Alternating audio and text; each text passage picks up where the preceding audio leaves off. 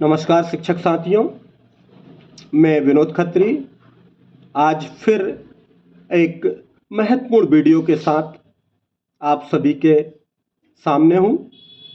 साथियों, राज्य शिक्षा केंद्र भोपाल के द्वारा कक्षा 5 व कक्षा 8 की वार्षिक परीक्षा सत्र 2023-24 हेतु समय सारणी जारी कर दी गई है। आइए हम कक्षा 5 की वार्षिक परीक्षा समय सारणी के बारे में चर्चा करते हैं। बताना चाहूँगा कि कक्षा 5 की वार्षिक परीक्षाएं निर्धारित दिनांकों में प्रातः 9 से 11:30 की अवधि में आयोजित रहेंगी। हम इसके प्रथम प्रश्न पत्र के बारे में चर्चा करें। दिनांक 6 मार्च 2024 दिन बुधवार को प्रश्न पत्र प्रथम भाषा का आयोजित होगा। जिन विद्यार्थियों की प्रथम भाषा हिंदी, वे विद्यार्थी चाहे SCERT अथवा NCERT के हों, उनका प्रथम भाषा का प्रश्न पत्र 6 मार्च को आयोजित होगा। वहीं जिन विद्यार्थियों ने प्रथम भाषा के रूप में अंग्रेजी विषय का चयन किया है, वे चाहे SCERT अथवा NCERT के विद्यार्थी हों, उनका प्रश्न पत्र 6 मार्च 2024 दिन बुधवार को आयोजित रहेगा। साथ ही जिन विद्यार्थियों ने प्रथम भाषा के रूप में उर्दू अथवा मराठी विषय का चयन किया है, ऐसे विद्यार्थियों का भी प्रथम भाषा का प्रश्न पत्र 6 मार्च 2024 दिन बुधवार को आयोजित होगा। वहीं 7 मार्च 2024 दिन गुरुवार को गणित विषय का प्रश्न पत्र आयोजित होगा। इसी दिनांक को दृष्टिबाधित परीक्षार्थियों हेतु संगीत विषय का प्रश्न पत्र आयोजित होगा। दिनांक 11 मार्च 2024 दिन सोमवार को द्वितीय भाषा का प्रश्न पत्र आयोजित होगा। SCERT अथवा NCERT के विद्यार्थी जिन्होंने द्वितीय भाषा के रूप में अंग्रेजी भाषा का चयन किया है, उनका प्रश्न पत्र 11 मार्च 2024 दिन सोमवार को होगा। यहां स्पष्ट करना चाहूंगा कि हिंदी, उर्दू तथा मराठी माध्यम के जो विद्यार्थी हैं, उनका द्वितीय भाषा अंग्रेजी रहेगा और 11 मार्च को यह प्रश्न पत्र आयोजित होगा। अथवा SCERT, NCERT के जो विद्यार्थी हैं जिनकी प्रथम भाषा अंग्रेजी है, उनका द्वितीय भाषा का प्रश्न पत्र हिंदी रहेगा और यह प्रश्न पत्र 11 मार्च 2024 दिन सोमवार को आयोजित होगा। वहीं हम बात करते हैं दिनांक 12 मार्च 2024 दिन मंगलवार को पर्यावरण अध्ययन का प्रश्न पत्र रहेगा। साथ ही 13 मार्च 2024 दिन बुधवार को जिन विद्यार्थियों ने अतिरिक्त भाषा के रूप में हिंदी अथवा संस्कृत अथवा उर्दू अथवा पंजाबी लिया है, ऐसे विद्यार्थियों का प्रश्न पत्र 13 मार्च 2024 दिन बुधवार को आयोजित होगा। यहां पर स्पष्ट किया गया है उर्दू एवं मराठी माध्यम हेतु हिंदी अनिवार्य। साथियों, कुछ महत्वपूर्ण बिंदु यहां पर दिए गए हैं नोट के रूप में, जिनकी चर्चा करना बहुत जरूरी है। हम बिंदु क्रमांक 1 के बारे में चर्चा करते हैं। यहां पर बिंदु क्रमांक 1 में स्पष्ट किया गया है कि दिव्यांगजन अधिकार अधिनियम 2016 के प्रावधान अनुसार निःशक्त विद्यार्थियों को निर्देशानुसार अतिरिक्त समय लेखन की सुविधा प्रदान की जाए। बिंदु क्रमांक 2 में स्पष्ट किया गया है कि प्रथम भाषा के रूप में उर्दू अथवा मराठी का चयन करने पर द्वितीय भाषा अंग्रेजी तथा अतिरिक्त भाषा के रूप में हिंदी का चयन करना अनिवार्य होगा।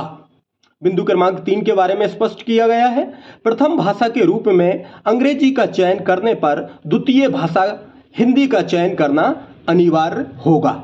आइए हम बिंदु क्रमांक 4 के बारे में चर्चा करते हैं। बिंदु क्रमांक 4 में स्पष्ट किया गया है कि परीक्षा अवधि में स्थानीय अथवा अन्य अवकाश घोषित होने पर भी परीक्षा निर्धारित समय सारणी अनुसार संपन्न होगी। साथियों, अभी हमने कक्षा 5 की वार्षिक समय सारणी के बारे में चर्चा की, उसको देखा। अब हम कक्षा 8 की वार्षिक परीक्षा समय सारणी के बारे में चर्चा करते हैं। ये परीक्षाएं, कक्षा 8 की वार्षिक परीक्षाएं निर्धारित दिनांकों में प्रातः 9 से 11:30 की अवधि में आयोजित रहेंगी। हम प्रथम प्रश्न पत्र के बारे में बात करें। दिनांक 6 मार्च 2024 दिन बुधवार को प्रथम भाषा का प्रश्न पत्र रहेगा। SCERT अथवा NCERT के विद्यार्थियों का हिंदी विषय का प्रश्न पत्र रहेगा जिन्होंने प्रथम भाषा के रूप में हिंदी का चयन किया है। वहीं SCERT अथवा NCERT के वे विद्यार्थी जिन्होंने प्रथम भाषा के रूप में अंग्रेजी विषय का चयन किया है अथवा जिन्होंने प्रथम भाषा के रूप में उर्दू अथवा मराठी विषय का चयन किया है, उनकी प्रथम भाषा का प्रश्न पत्र दिनांक 6 मार्च 2024 दिन बुधवार को आयोजित रहेगा, सहायक वाचन सहित। दिनांक 7 मार्च 2024 दिन गुरुवार को गणित विषय का प्रश्न पत्र आयोजित होगा। वहीं दृष्टिबाधित परीक्षार्थियों हेतु संगीत का प्रश्न पत्र आयोजित होगा। 11 मार्च 2024 दिन सोमवार को द्वितीय भाषा का प्रश्न पत्र आयोजित होगा।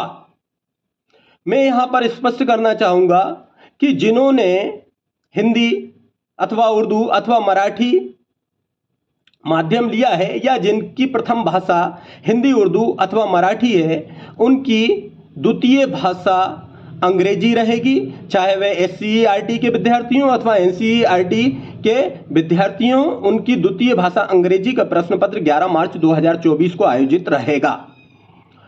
साथ ही जिनकी प्रथम भाषा अंग्रेजी है, उनका हिंदी विषय, चाहे SCERT के विद्यार्थियों अथवा NCERT के विद्यार्थियों, उनका द्वितीय भाषा का प्रश्न पत्र हिंदी दिनांक 11 मार्च 2024 दिन सोमवार को आयोजित होगा। दिनांक 12 मार्च 2024 दिन मंगलवार को विज्ञान विषय का प्रश्न पत्र आयोजित होगा। 13 मार्च 2024 दिन बुधवार को तृतीय भाषा, जिन्होंने तृतीय भाषा के रूप में संस्कृत, चाहे वे SCERT के विद्यार्थियों अथवा NCERT के विद्यार्थियों, उनका संस्कृत विषय का तृतीय भाषा का प्रश्न पत्र, या जिन्होंने तृतीय भाषा के रूप में हिंदी अथवा उर्दू अथवा मराठी अथवा उड़िया अथवा पंजाबी अथवा गुजराती का चयन किया है, उनका प्रश्न पत्र 13 मार्च 2024 दिन बुधवार को आयोजित होगा। वहीं हम बात करें मूक बधिर परीक्षार्थियों के लिए, तो मूक बधिर परीक्षार्थियों का चित्रकला का प्रश्न पत्र भी दिनांक 13 मार्च 2024 दिन बुधवार को रहेगा। 14 मार्च 2024 दिन गुरुवार को सामाजिक विज्ञान का प्रश्न पत्र रहेगा। साथियों, इस समय सारणी के 7 महत्वपूर्ण नोट दिया गया है। इसमें 4 बिंदु दिए गए हैं। हम इन 4 बिंदुओं का गहनता के साथ, सूक्ष्मता के साथ अध्ययन करते हैं। यहां पर बिंदु क्रमांक 1 में कहा जा रहा है कि दिव्यांगजन अधिकार अधिनियम 2016 के प्रावधान अनुसार निःशक्त विद्यार्थियों को निर्देशानुसार अतिरिक्त समय लेखन की सुविधा प्रदान की जाए। बिंदु क्रमांक 2 में स्पष्ट किया गया है कि प्रथम भाषा के रूप में उर्दू अथवा मराठी का चयन करने पर द्वितीय भाषा अंग्रेजी तथा तृतीय भाषा के रूप में हिंदी का चयन करना अनिवार्य होगा। बिंदु क्रमांक 3 में स्पष्ट किया गया है कि प्रथम भाषा के रूप में अंग्रेजी का चयन करने पर द्वितीय भाषा हिंदी तथा तृतीय भाषा के रूप में संस्कृत अथवा उर्दू अथवा मराठी अथवा पंजाबी अथवा उड़िया अथवा गुजराती भाषा का चयन करना अनिवार्य होगा। बिंदु क्रमांक 4 में स्पष्ट किया गया है परीक्षा अवधि में स्थानीय अथवा अन्य अवकाश घोषित होने पर भी परीक्षा निर्धारित समय सारणी के अनुसार संपन्न होगी। साथियों, अभी हमने कक्षा 5 एवं कक्षा 8 की वार्षिक परीक्षा समय सारणी का अवलोकन किया, उसके बारे में चर्चा की। साथियों, आज की ये महत्वपूर्ण वीडियो को मैं यहीं संपन्न करता हूं और मिलता हूं एक अगली वीडियो के साथ। तब तक के लिए जय हिंद, जय भारत।